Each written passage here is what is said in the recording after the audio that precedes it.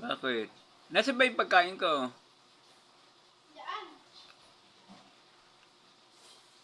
Naka-charge ang cellphone sa taas.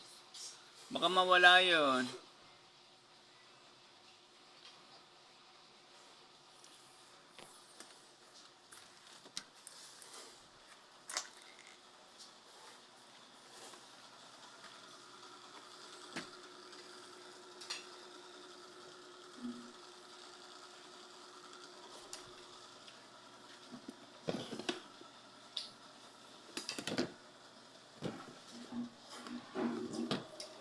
Hindi pumupunta din si ate na.